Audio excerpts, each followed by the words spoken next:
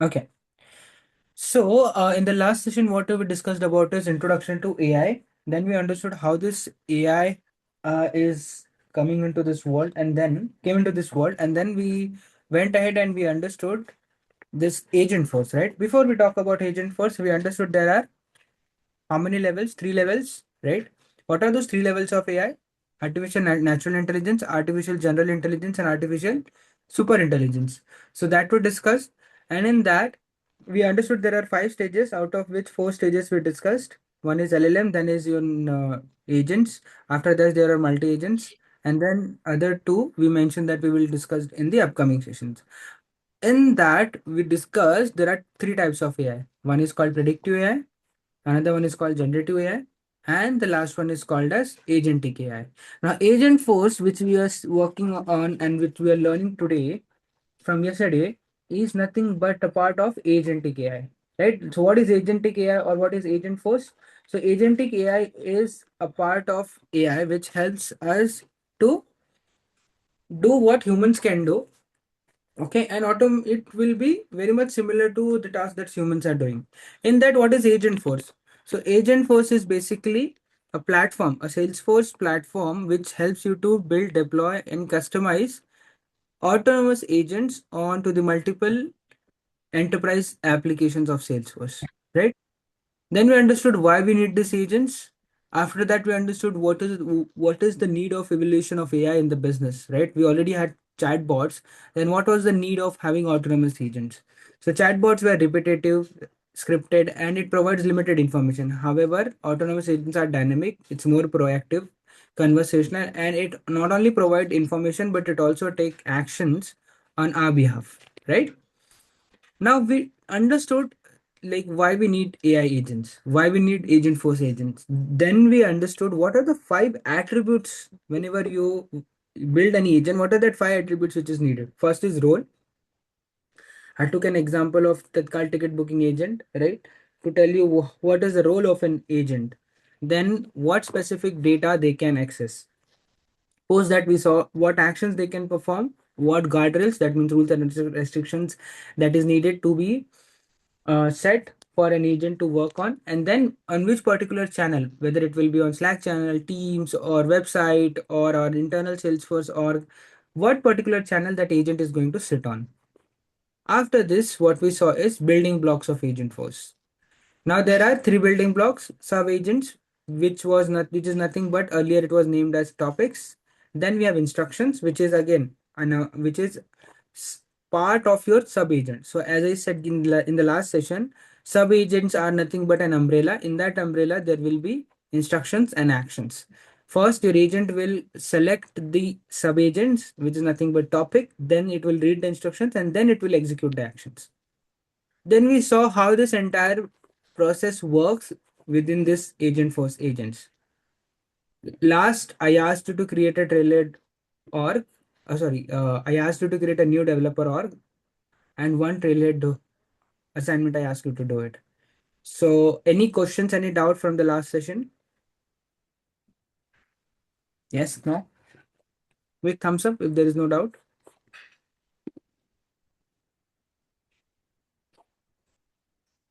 Okay. Well, thanks, Debusis. Cool. So, if there is no doubt, then let me start with what we are going to cover today. Today, we are going to cover a very interesting topic. Like most of the trainings that you go ahead and watch, you will not find this particular topic to be discussed. Okay. Not even Salesforce talks about this topic. But this topic is very, very important. So, we are going to understand the art of prompt engineering. Okay. Now, what is prompt engineering? Before I talk about prompt engineering, we are going to see what, why, and how this prompt engineering is important. Okay. So, this is a very interesting meme. Being able to communicate clearly in writing is one art, but if you know prompt engineering, it's a very highly skillful art. Okay. How many of you know Greg Brockman by any chance? Anyone know about him? Greg Brockman? No one? Thumbs down if you don't know. Hello. Does I think anyone? he's the president of OpenAI. Yes. So Brockman is the CTO of OpenAI. Okay. So the person who has built this entire chat GPT, okay, what he says that prompt engineering is the art of communicating eloquently to an AI. That means the most important skill in this entire AI stuff is prompt engineering. Why? And what is prompt engineering? So the first thing is it is one of the most in demand skills. Like if you are not good with communication skills, that is okay, fine. But if you're not good with prompt engineering, it is going to be a big problem for you. Okay. Then first of all, there is no coding background necessary. Then it helps you to be more productive and innovate faster. And the most important things, it helps to reduce cost and time. Now, these four factors that you're seeing here will make you go like, what? Here I was there to learn Salesforce, and now you are telling me that I need to learn prompt engineering, right? But before I talk about learning prompt engineering, first thing that we need to know is what is this prompt, right? So, what is prompt? Just give me a minute. There's someone at the door.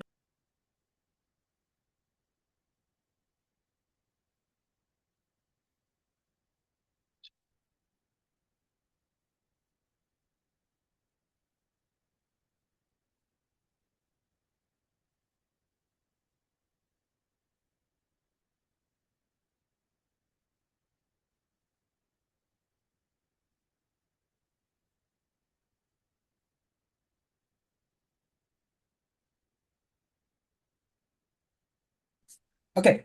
So, what is prompt? So prompt is basically the input that you give, right? I see someone putting in the chat. Prompt is command sent to perform some action.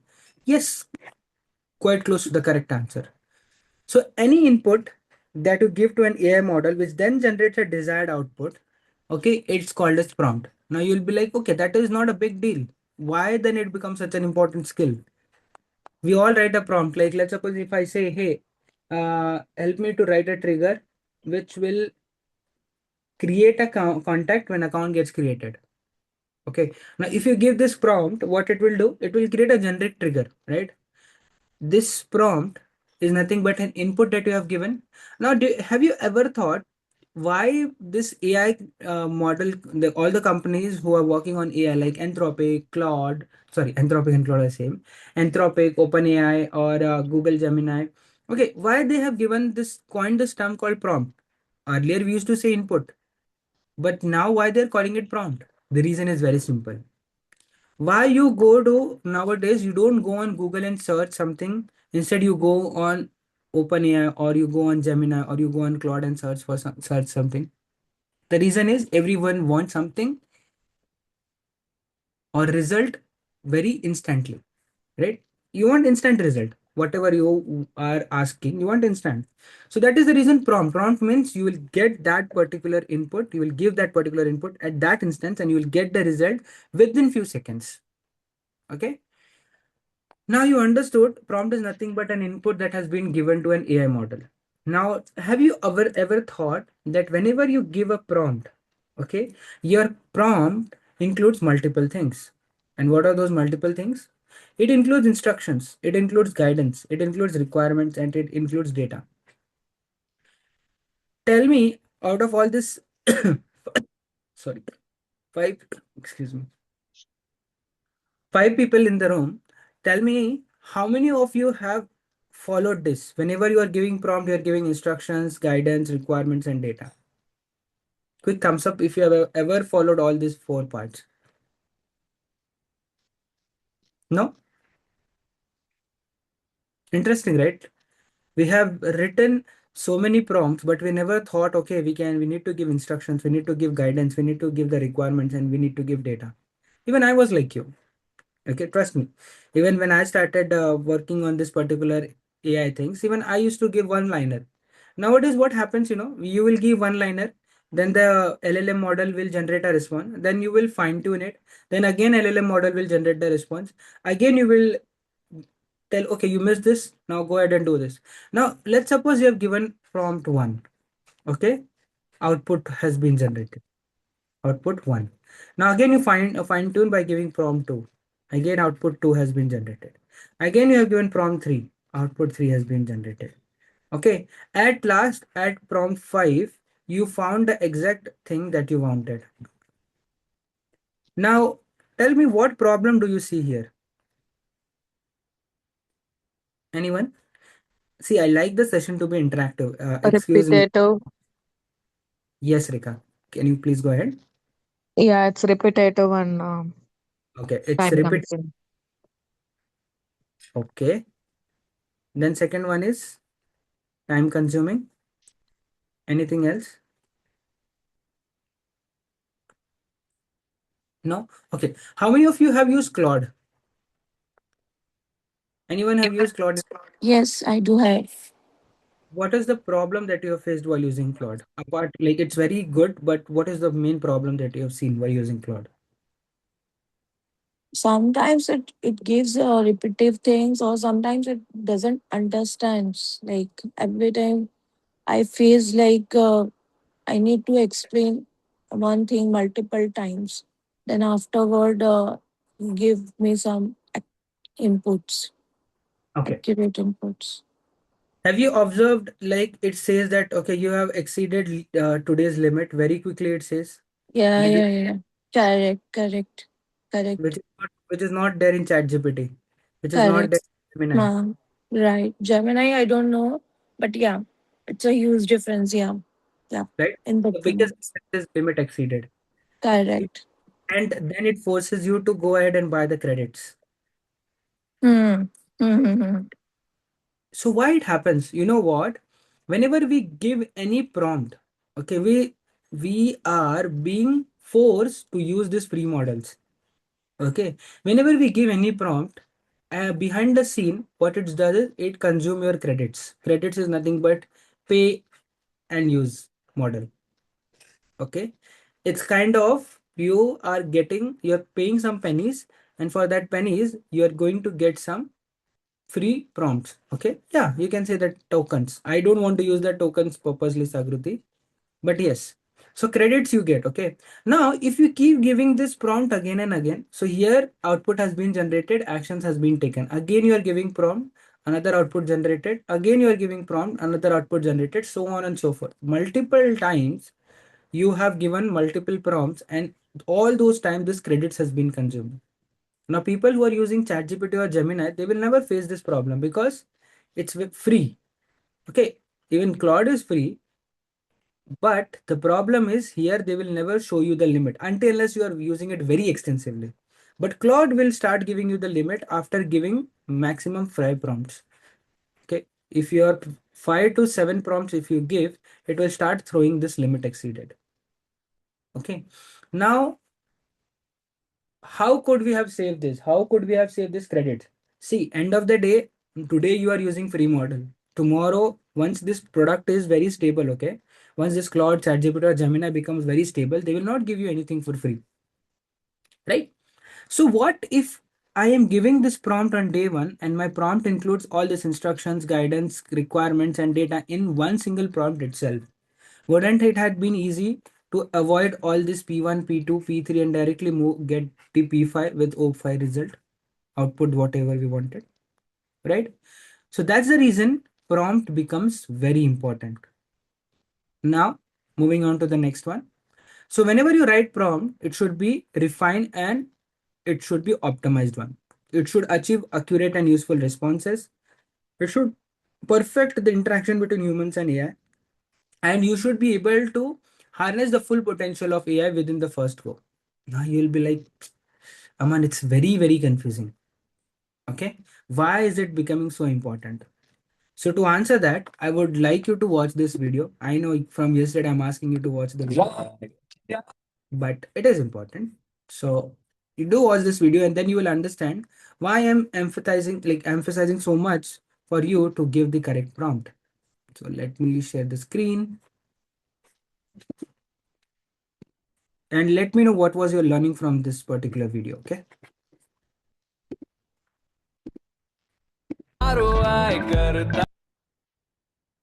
Let me quickly get rid of this.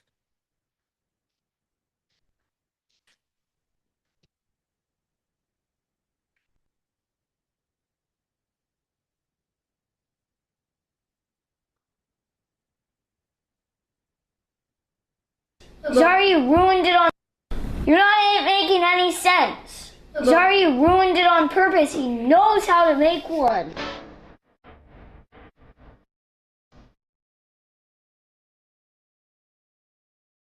Are you able to hear the audio?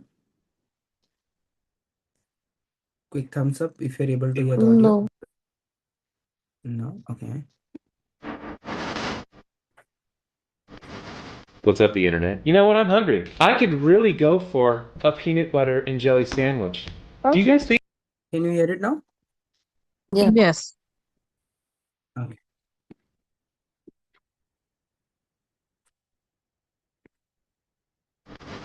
What's up, the internet? You know what? I'm hungry. I could really go for a peanut butter and jelly sandwich.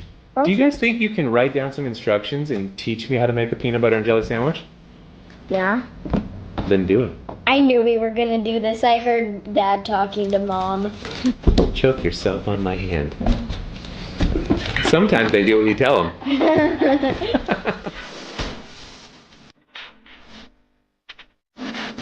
Dad, I'm done.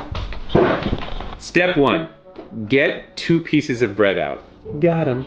Get a butter knife and get some PB. Take 1 piece of bread, spread it around with the butter knife. No, Dad, with the peanut butter. I'm just doing what it says. It says take 1 piece of bread, spread it around with the butter knife.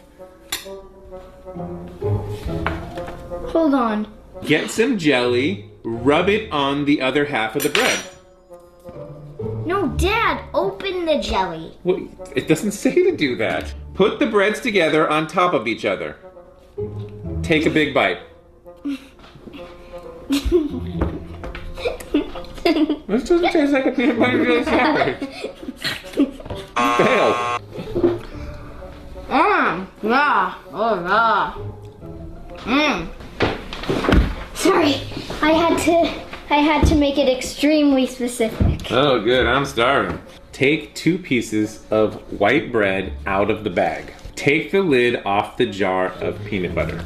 Get a butter knife and stick it inside of the peanut butter jar.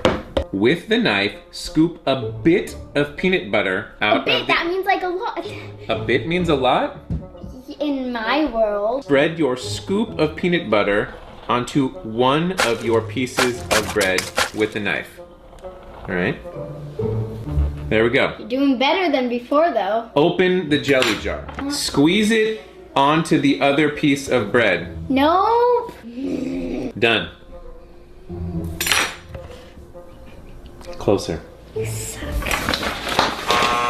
Get 2 pieces bread. Get some peanut butter. Take the peanut butter knife. Open the peanut butter. Put the knife in the PB. Get some jelly. Open the jelly. No. Squirt the jelly onto the bread. You're supposed to. Take the butter knife with the peanut butter on it. Wipe it all over the piece of bread that's blank. Take the butter knife, rub the jelly all over the piece of bread. Oh, he's doing better. Oh. It says all over. Put the 2 pieces on top of each other. This isn't how I meant. Take 2 pieces of white bread out of the bag. Take the lid off the jar of peanut butter. Get a butter knife and stick it inside of the peanut butter jar. With the knife, scoop some of the peanut butter out of the inside of the jar. Spread your scoop of peanut butter onto 1 of your pieces of bread with the knife. No. Squeeze some jelly onto the other piece of bread. Spread the jelly on the bread with the butter knife. Put your 2 pieces of bread, peanut butter and jelly sides together. Done.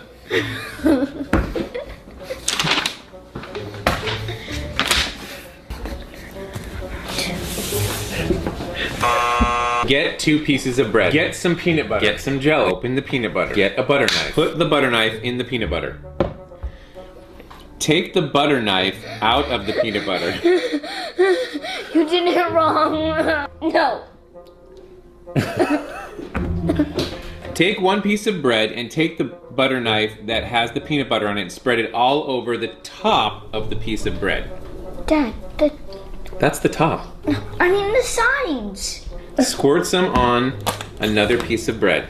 Take the butter knife, rub it all over the top of the piece of bread. I quit. You're not making any sense. Sorry, ruined it on purpose. He knows how to make one. I know, Evan. It's the joke. It's the game that we're playing. Oh. Do you know how to eat a piece of bread? You want to take your sandwich with you?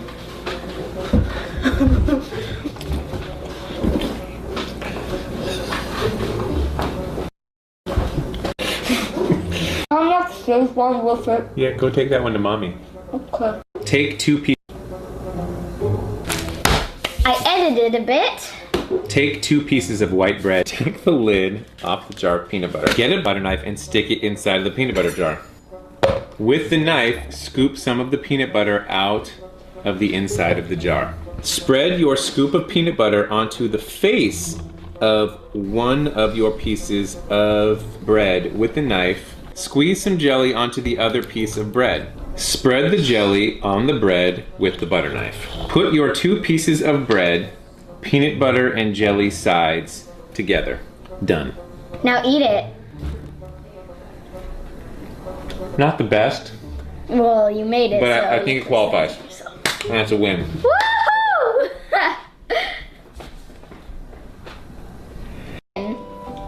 Well, you sort of won. But really, I feel like we were all losers. Did you guys have fun at all? So, what was your takeaway from this video?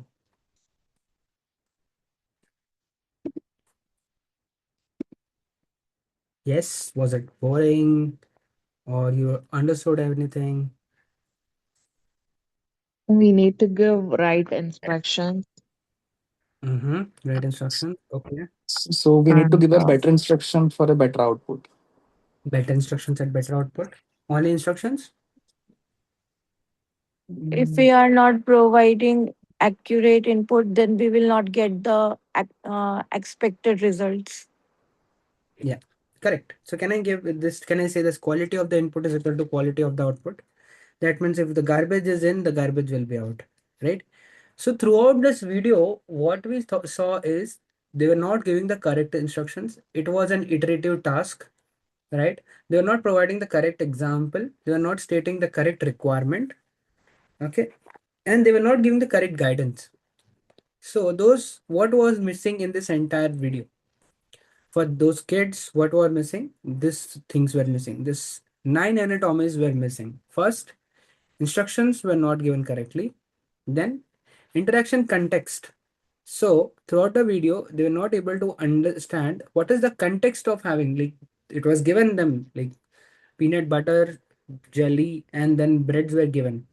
But the context, they were not able to understand what their father really wants, right? So, interaction content was missing.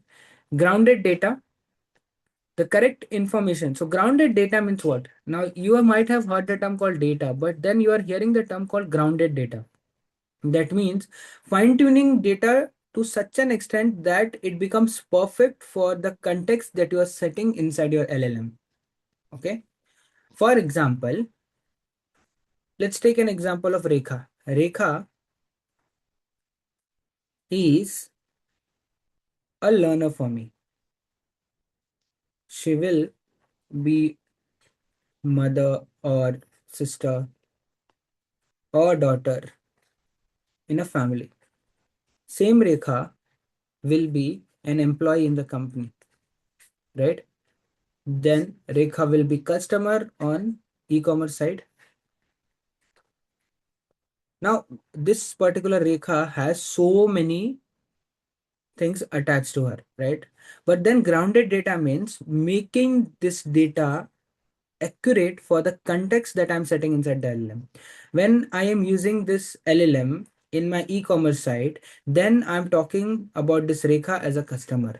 When I am taking this LLM inside my learning management system, that is LMS, then I am talking about this Rekha as a learner. That is nothing but your grounded data. After that, the next important thing is local style and tone. Local means in which particular language you are going to set this particular prompt. Style, whether it should be casual, whether it should be friendly, whether it should be professional. Tone, whether it should be an order or a request or a command. Okay. Then output format, whether you want this in the form of PDF, images, text, policies, which I was talking about. What is policies? Is nothing but guardrails, rules that you're going to set. Then giving an example.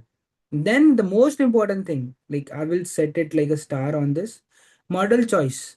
You know, most of the companies, I'm telling you, being in this consulting state for 5 years and being in a product based company for 2 years, what I have understood is many consulting firms build solutions which customers never use. Why?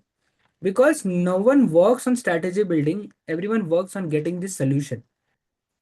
Okay. One major failure that I will tell you when we were doing POC in my previous company was wrong selection of the model. After entire Agentforce agent was built, they realized, okay, this is not the correct model that they want because it's not giving the output that the way they wanted. So the model choice becomes very important, whether you want to go ahead with Gemini, okay, then Gemini 2.0 or 4.0, whether you want to go ahead with Claude, you want to go ahead with Claude Opus or Claude Sonnet, okay. So that becomes very important. And then the hyperparameters like temperature, frequency, this all things are nothing but hyperparameters. We will see all these things in one by one in detail, okay, throughout this training. So you don't need to worry. But let's take an example and see how this actually works. So we want to send an email. Now we are taking this example as a salesperson, okay. We want to send an email to a new prospect. So for that, we are going to generate an email. We are going to ask the LLM to generate an email to be sent to the new prospect. So how are you going to give the prompt? So you will say, first you will give the instruction. See, whenever you are giving any prompt, please make sure that you include this 9 anatomies. The first one is instruction. Clear and explicit directive to guide the model. So write an introductory email to a new prospect. Okay, this you will write. So I will just go ahead and I will use an chat GPT. So what I'm going to say is write an introductory email to a new prospect. Now see what happens.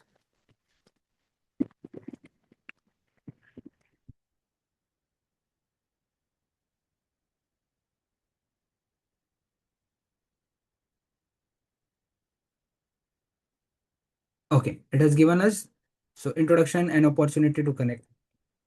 Hi, then it's masking, like it is not giving you any name, specific name and the company name. Okay, great. Now the next thing that I'm setting is interaction context. That means the model's role and how it relates to the end user's role. Now here, when you're giving an instruction, you have never mentioned that you as an individual is an account executive or a technical lead or delivery manager or scrum master. You have not mentioned anything. So it has given you the generic one, right? You have not mentioned the context, like you have not given the end user interaction context. So now what I am going to write is as a marketing manager. Now same prompt which I have given here, I'll copy it down here and I'll mention as a marketing manager and then I'll say this. Now let's see whether it will change or not. So now if you see it is becoming more personalized, look at the subject. Introduction and opportunity to connect. Now here the same subject changes to helping your business achieve better marketing results. See, the moment you set the context, the results are very much different. Okay, it starts with I hope you are doing well. Here my name is this and I am the marketing manager. See, there was nothing personalized message in that, right?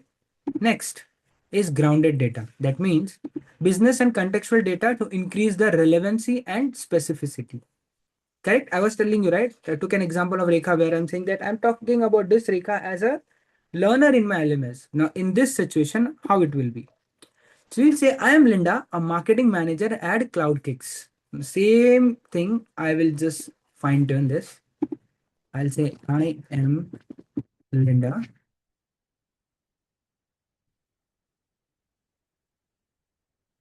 marketing manager at Cloud X.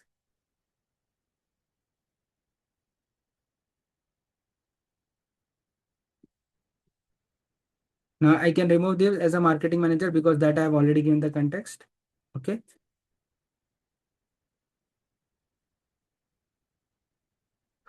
So if you see now again, it has fine tuned it. Okay. Introduction from Cloud Kicks, the subject has changed. Okay. And then what we do, I am the marketing manager, and as a company, what we do, okay, just an overview it has given. So since the moment we set the context, okay, the email has changed again. Okay, grounded data has been given here. Next, local style and tone.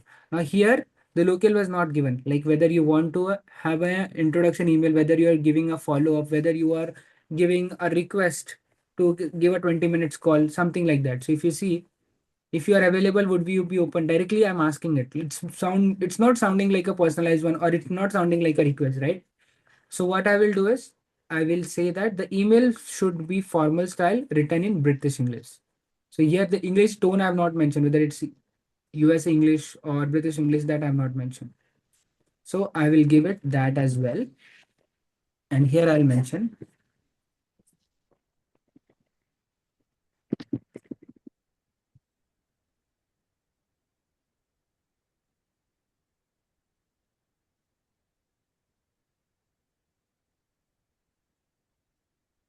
still I'm not giving much correct prompt, but okay, let's see. Having learned about your organization, I believe there might be opportunities. If you are available, I would be delighted to arrange a brief meeting or a telephone call at a time that is convenient to you.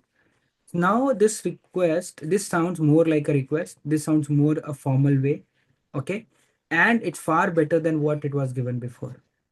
Next is output format. So whether you want, so it should be in 3 paragraphs. Again, if you see here, how many paragraphs are there?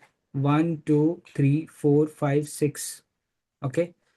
So again, you can write here. I think it will become more regressive, but again, I'll write it. It should be in 3 paragraphs. My caps is on, so that's the reason it is showing up. So now, if we see it, now it has given up in 3 paragraphs, more concise. Okay, the same message. So, and then the policies, the guardrails, like to avoid any biasness. For example, now this particular model which I'm using, I am not logged in. So it is giving me a generic one. What if you have logged in and you are very aggressive, okay, or you are very humble person, okay, or you have exposed so many of your personal data. But when you are creating an email, you don't want your personal information to be shared. So you need to provide that policies or guardrails that I was talking about. You must not mention any company name except mine or the prospect. Do not address, sorry, do not address the prospect by pronouns or assume their gender if you don't have data. Now here it has not taken any gender in line, but it has taken the name of my company, right? So I have given, so but I have not taken anything from that particular company. Okay. Next is examples. If you can give some examples, like I have given here 1, 2, 3. After is the model choice and hyperparameters. Again, the model choice we cannot see it here. Okay. And hyperparameters, again, I cannot show it here. So this two I will show you when we are working inside the Agentforce, when we are selecting the model and when I'm setting up the temperature, frequency and all that. At that time I will show you. But did you understood why it becomes very important to include all these 9 anatomies, at least this 7 anatomies when you are writing a prompt? Any question till here?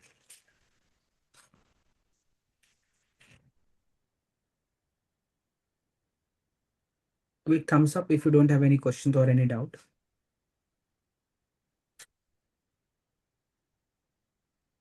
Hello, are you all there? Aman, actually, I joined late. So, what are these definitions? These are about the 9 anatomies that we use whenever we are giving any prompt. I'm talking about the art of prompt engineering. Oh. Yeah. Anyone else have any doubts, questions, or anything, or everything is clear? So instead of ourselves making sure all these 7 points every time doing the prawns, fine tuning it, Mm-hmm. how is it beneficial rather than doing it manually? See, the first thing that I told you, when you are giving multiple prompts, your tokens or credits that we were talking about will get consumed. Okay. Your LLMs will be getting hallucinated. Okay. For example, if I show you an example, what happens is this is one of the picture that I ask for the LLM to generate. Give me a picture of Mother Teresa fighting poverty. Is this the right thing that it has done? I hope you all know Mother Teresa, right? No. You don't know? Yes, I mean for this picture I said. Okay, okay. So this is what happens when your prompts are not given correctly. So first thing what will happen, it will consume a lot of tokens and credits. Second thing, it will start hallucinating. Okay, that means it will not understand the context and it will try to give you any heavy answers. You'll be like, Aman, just for an email, it's not going to create such a big problem. But I'm going to tell you, like, whenever you build any LLM, build any agent, okay, for an enterprise level business applications, at that time there are 101% chances are there for the hallucination. At that instance, this prompts become very important. Okay, so credit consumption will get be minimal. You will not hit the limit. Second, hallucination will not happen. Third, you will get the desired output if you give your prompts including this 7 anatomies that I was talking about. 9 anatomies actually, but this two I have not explained it, so I'm talking about 7. Making sense, Rika?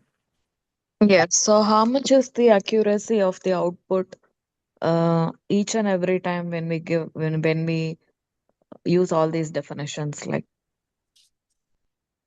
How much it will become more accurate? Is that your question? yeah, how much percentage of accuracy we will be getting it like when we use everything? See, that again depends on how. See, these are the anatomies that I'm setting. It again depends how best you are utilizing these anatomies. If you ask me the accuracy, I'll again say, and I won't say that it will give 100%, but at least close to 99%. Okay, thank you. Yeah. Any other questions, anyone? Okay, cool. So what we have understood is prompt is an iterative process. We should be very clear with and specific to our prompt that we are giving. And we should analyze why the results are not providing the desired outcomes. Then we need to refine our ideas and prompts, and then we need to repeat the process.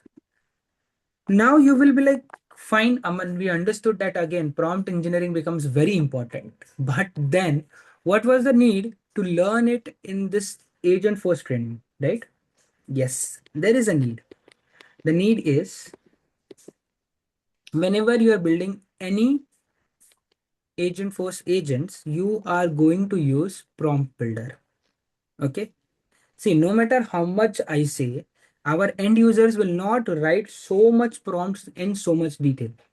And that is where you, as an Agentforce engineer or FDE, now I will not call anyone as an admin or developer or any other title, because now Salesforce calls everyone as an FDE, forward deployment engineer, right? So you as an FDE, you are going to build this prompt builders. Okay. What is this prompt builder? That we will see after some time. But you need to understand that you are going to give this prompt builder where whatever prompt that user is giving, my Agentforce agent will be smart enough to understand and get the correct, fine tune that prompt and provide the correct prompt to the agent so that agent can utilize the LLM in one go and give the desired output. That is where the art of prompt engineering will be useful for you as an FD inside the prompt builder. Is it making sense? Why we gave 35 minutes just to understand the importance of prompt engineering? Yes, no.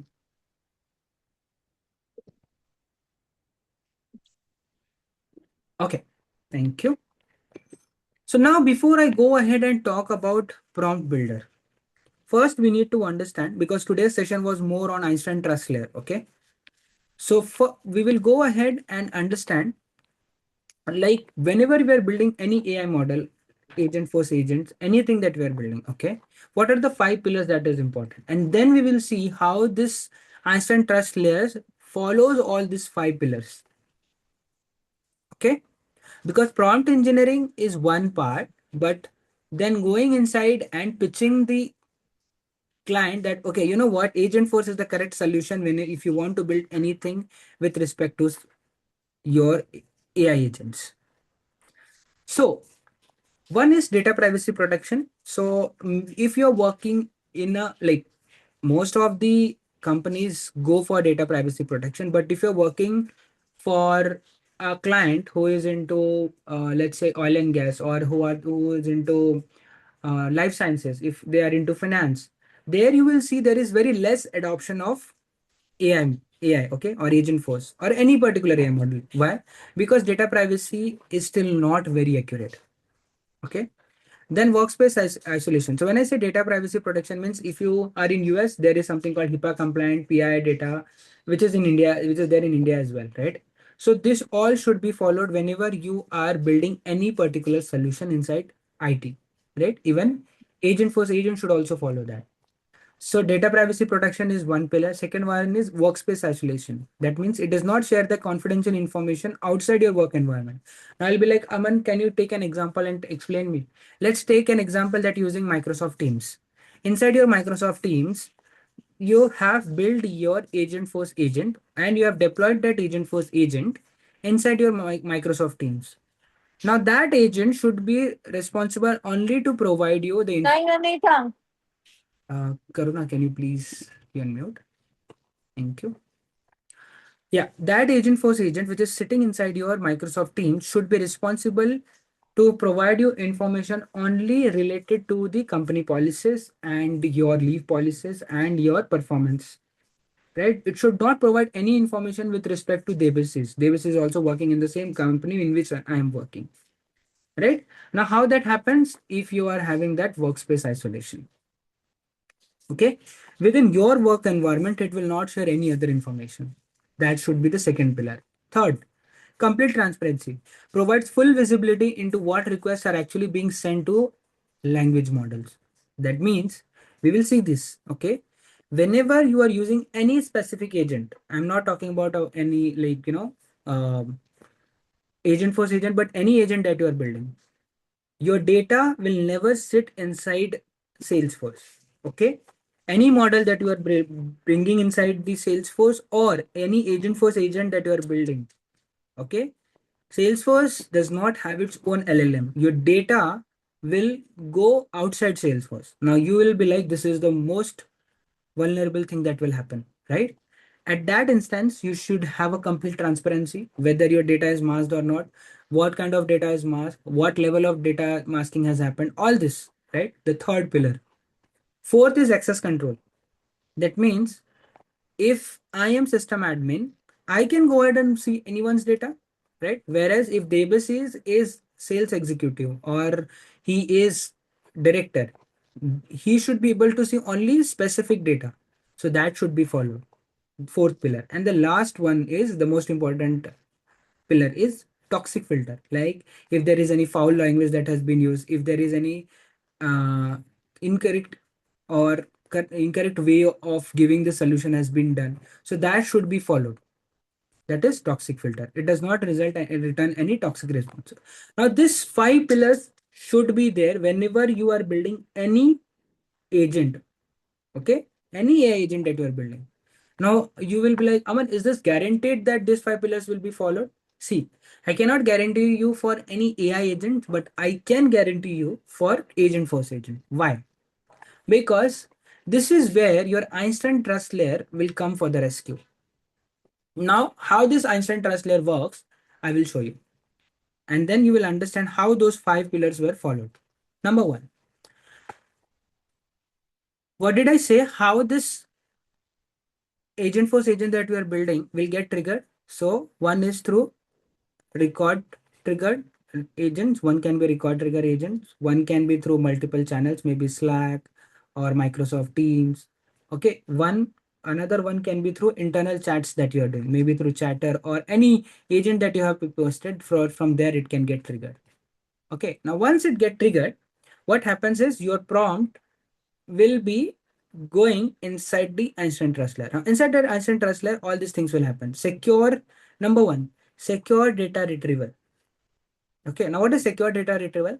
For example, Karuna has logged in inside Salesforce. Okay, and she is using this Agentforce agent that has been built. Okay, now Karuna is asking, hey, can you let me know what is the salary of Aman? Okay, now first thing, once you give this prompt, secure data retrieval will happen. It will check what is the profile of Karuna, what level of access she has through permission set, what is the OWD for that salary object, okay, and whether any Apex sharing with sharing or without sharing has been applied for this particular classes that has been written on that object. That will happen, okay, secure data retrieval. Then dynamic grounding. Dynamic grounding means, for example, let's say Karuna is the head of that company. Okay. But as per the HR policies, no one should be able to see anyone's data. Okay. So dynamic grounding should happen. Dynamic grounding means first fine tuning to the data to a level that it gives the correct data. Second thing should be what? Only relevant data should be shown. Okay. Now, let's suppose since Karuna is the CEO or the founder of that company, she can see that information. Okay. But again, the HR policies come into picture. I'm just taking a hypothetical situation. Okay. Where it says that no one should be able to see anyone's salary information. So that is where data masking will happen. Why this data masking is happening? Because I told you, right? Whenever you are giving any prompt, that prompt along with the data will go outside your Salesforce org.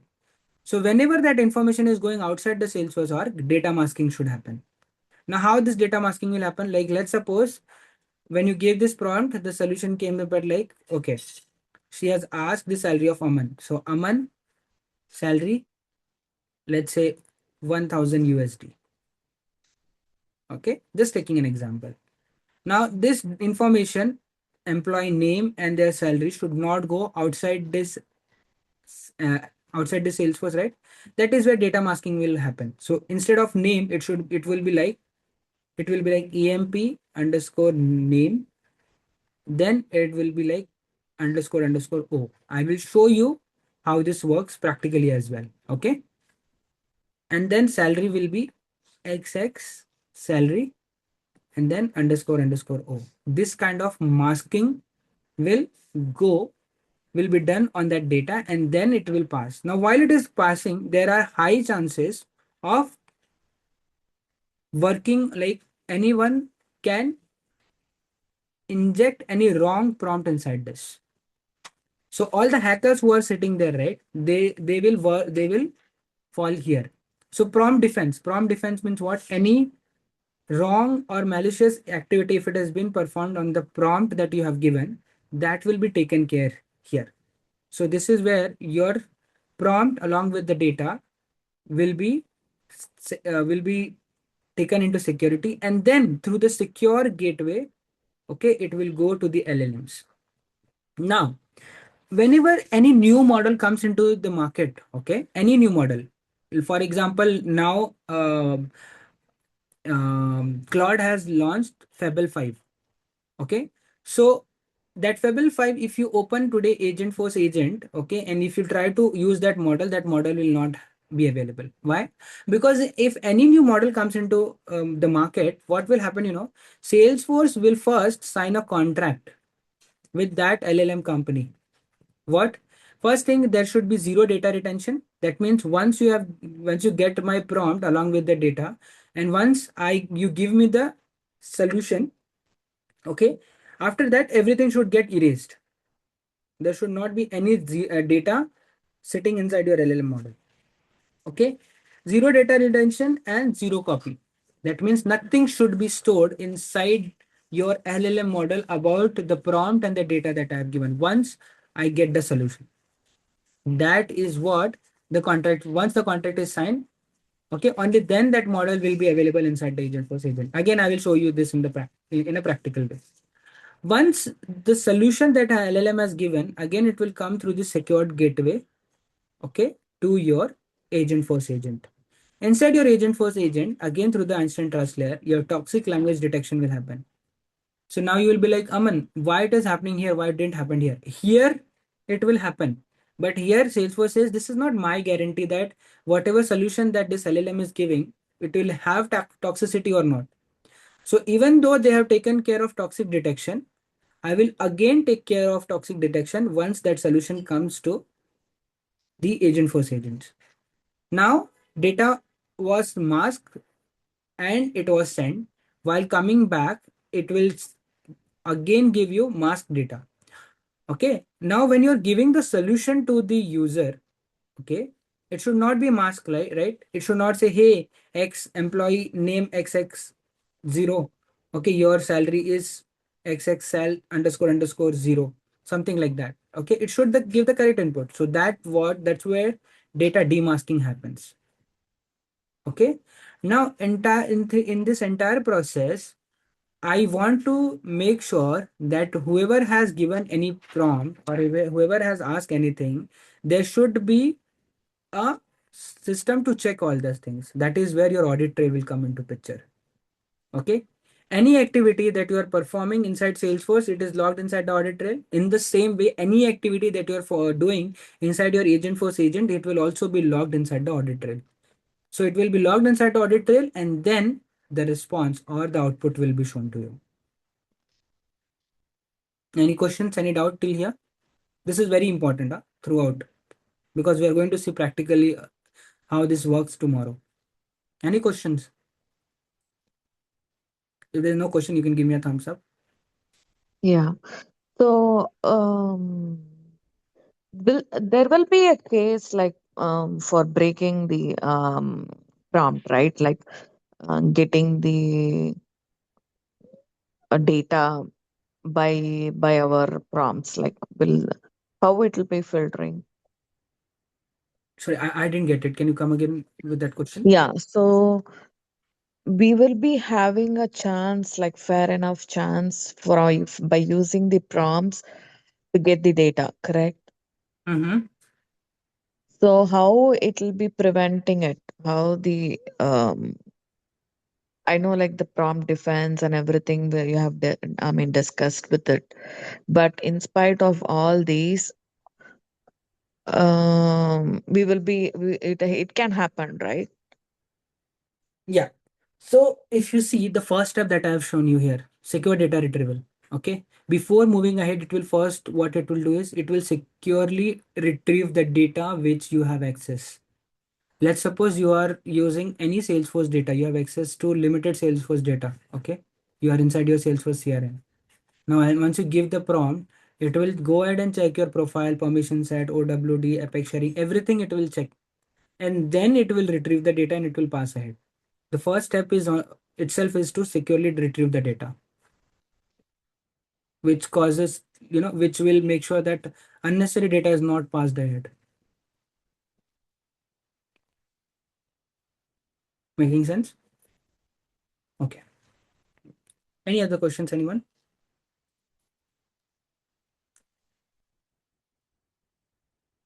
Quick thumbs up if you don't have any questions. Okay. I'll take it as no and I'll move ahead. So now we understood the Einstein Trust Layer. Okay. Now tomorrow, I'll stop it here. Tomorrow when we are coming, okay, I will show you the Einstein Trust Layer inside Salesforce. Okay. And then we will start with Prompt Builder. Now before I go ahead with Prompt Builder, I have asked you to create a free developer org. How many of you have created it? Amit, iPhone, Karuna, Rekha, Sagruti. Have you created a free developer org? Debussy. Okay, Debussy has given me a thumbs up. Great. Yes. Okay, cool. If you have not created it, please go ahead and create it because we need it. Okay. Now the first thing that you need to do is once you create your free developer role, the recording will be available to you, so don't worry. First thing that you have to do is you need to go ahead and search inside the setup Einstein setup. Okay. Once you see this option called as Einstein setup, make sure this UI is coming in front of you and you are turning this toggle on. Okay. So this toggle should be on. I have made it off, but you should again. So this toggle should be on. Okay. This much is the task for today. I'm not giving you any other task. Tomorrow, I will come and show you everything with respect to prompt templates. Second thing, whatever we are going to learn in this training will be as per the latest update. So Salesforce bought the latest update on Agentforce on July 13th, and today it is July 21st. So it's just 1 week that Salesforce has launched a heavy update on Agentforce. Okay. Trust me, from your day one, I'm not going to teach you any stale information. It will be totally updated information and it will include all the updates that Salesforce has bought till date. Okay. Even if Salesforce brings a new update tomorrow, I'll make sure that I will include that in the training. Okay. So with that said, thank you for today and let's connect tomorrow at 8 a.m. IST. Thank you so much, Amit.